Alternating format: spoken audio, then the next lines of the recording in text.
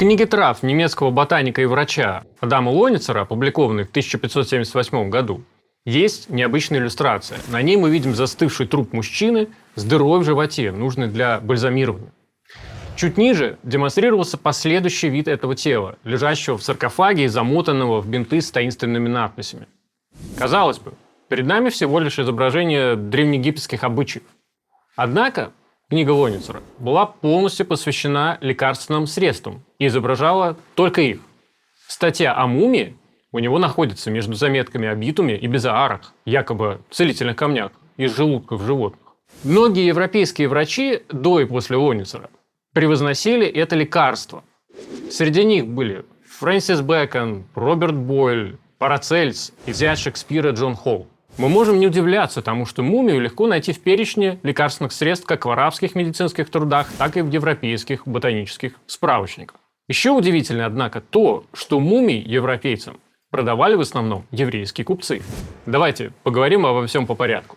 Когда арабские завоеватели попали в Египет, они нашли в гробницах и пирамидах мумии и решили, что это лекарство от всех болезней, и стали употреблять их в пищу. Слово «мумия» имеет арабские корни. В то время это слово обозначало несколько похожих друг на друга веществ, применяемых в медицинских целях.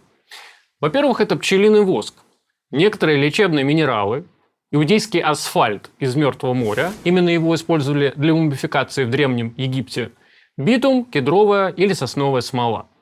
Субстанцию же, которую извлекали из египетских мумий, называли аль-мумия аль-кубри, то есть могильная мумия, и считали ее аналогичной природным вариациям. В Библии Ноев ковчег и корзина Моисея были сделаны с применением битумоподобных веществ. Упоминается это вещество и в Талмуде. Страбон говорит, что битум нужен для бальзамирования. Иосиф Флавий, что он использовался для лечения в смеси с другими препаратами, а Плиний и Гален считали его мощнейшим средством для заживления ран и лечения. Уже в первом веке нашей эры Диоскорид упоминает медицинский битум иудаикум, добываемый в Мертвом море, и называет его мумией. Постепенно мумию стали добывать только из забальзамированных тел. Вещество было куда дешевле доставать из саркофагов, чем искать его в природе. Мумии фараонов и людей попроще шли на экспорт, в том числе на Запад. И на рынках можно было запросто купить несколько голов полных мумий, грудную клетку или даже целое тело, каждая косточка которого полностью пропиталась заветным веществом. Не только мусульмане и европейцы интересовались новым лекарственным средством. Купцы-евреи, в основном и торговавшие мумиями, осыпали главного раввина Египта вопросами: можно ли вообще торговать забальзамированными телами, употреблять их в пищу, является ли мумия кошерной. Иудеи, жившие в Египте, наравне со всеми потребляли мумии и даже писали руководство об их использовании. Первым человеком, который назначил пациенту египетскую мумию для медицинского использования, был опытный еврейский врач по имени Эль-Магар, живший в XII веке. Другие последовали его примеру, и использование мумии приобрело широкий размах. В медицинской галахе, то есть своде иудейских юридических правил о лечении, в XVI веке все чаще возникает вопрос о мумии. Поскольку еврейский закон прямо запрещает извлекать выгоду из мертвого тела, тот факт, что евреи были и потребителями, и торговцами веществами, полученными из человеческих трупов, ставил перед раввинами серьезную дилемму. Одним из первых, кто публично поднял вопрос о правомерности применения внутрь мумии, был рабби Давид бен Аби Зимра, известный как Радбас и живший в 15 и 16 веках. Он выступал лидером египетской общины около 40 лет. Однажды Радбазу был задан вопрос о том, на каком основании люди используют в качестве лекарственного средства тела трупов, называемые мумии, а также торгуют ими. Не должно ли это быть запрещено, поскольку запрещено извлекать пользу из плоти трупа? Как ни странно, Радбаз по ряду причин оправдывает использование мумии, несмотря на библейский запрет. Что касается самого приема мумии, он утверждает, что так как мумия забальзамирована многими препаратами, сам труп становится асфальтообразным веществом, так что его можно есть. Кроме того, Радбас утверждает, что когда человек ест мумию, он не получает пользу от той части мумии, которая происходит из плоти трупа, так как она смешана с медицинскими препаратами.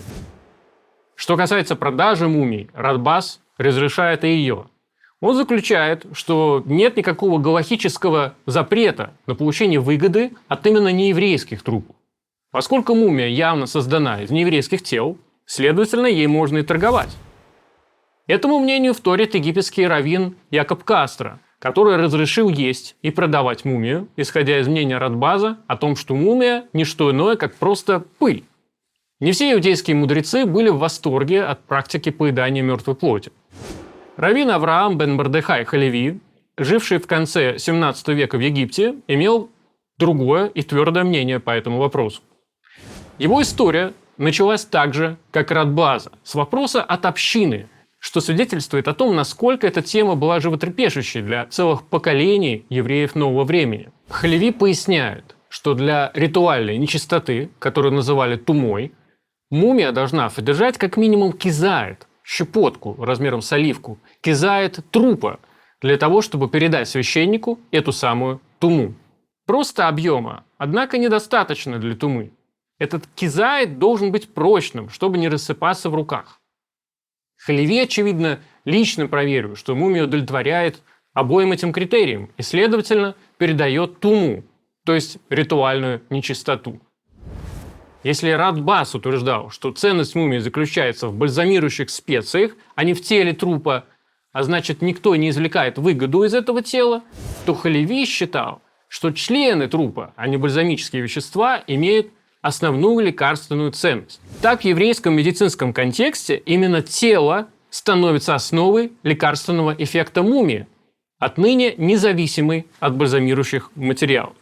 Всяческая связь с целительными свойствами воска, асфальта, битума забывается. Халеви отмечает, что нельзя извлекать выгоду из трупа, даже если тело принадлежит не еврею. Поэтому он запрещает как есть, так и торговать мумией. Причем и священникам, и обычным евреям. Тем не менее, другие раввины, например, раввин Иуда Розанес, живший в 17-18 веках на территории Турции в Османской империи, которая на тот момент владела Египтом, считали иначе. Хотя мумия передает ритуальную нечистоту, продавать и употреблять ее запрещается только коэнам, но разрешается простым евреям.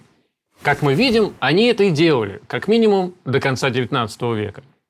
К примеру, Раби Моше Ришер писал в 1870 году, что сефарды и по сей день делают лекарство, мумию, которую готовят из засушенных костей мертвецов, найденных в песках. В XVI веке многие врачи и ученые в Европе начали протестовать против медицинского использования мумии. Они считали, что ее использование началось из-за неправильного перевода древних медиков, а те имели в виду природный битум, а вовсе не забинтованных мертвецов. Хотя христиане, зная о передовой иудейской медицине, в Средневековье часто направлялись за мумией именно к торговцам-евреям, в европейских источниках эта практика начинает описываться с иронией или даже с опаской. В шекспировском «Макбете», в знаменитой сцене ворожбы ведьм вокруг магического котла, упоминается «Witch's Mummy» – ведьмовская мумия. В пьесе «Отелло» герой рассказывает Дездемоне про приносящий любовь платок, покрашенный краской из девичьих сердец застылых мумий. Здесь мумия упоминается в несколько отличном контексте, как распространенный в те времена краситель. Так называемый «Мамми Браун» пользовался успехом у художников вплоть до 20 века и активно использовался, например, Эженом де Лакруа. Французы после революции для изготовления мумии использовали в том числе тела из захоронений средневековых королей.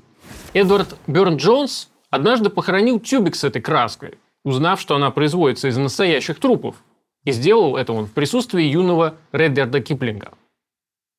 Впрочем, чаще европейские истории о медицинской мумии были направлены против самого уязвимого меньшинства в Европе – евреев, которые, как мы видели, могли и торговать. Рассказы о поедании мумии прекрасно рифмовались с уже существовавшими юдофобскими тропами, рассказами об ужасных иудейских преступлениях и заговорах против христиан. Одна из таких историй-страшилок есть в шекспировском «Венецианском купце».